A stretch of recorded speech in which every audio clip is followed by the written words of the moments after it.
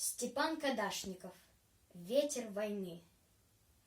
Как было много тех героев, чьи неизвестны имена. Навеки их взяла с собою в свой край неведомый война. Они боролись беззаветно, патрон последний берегли.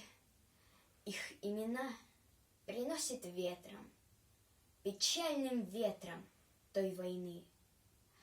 Порой слышны на поле боя через десятки мирных лет: «Прикрой меня! Прикрою, Коля!»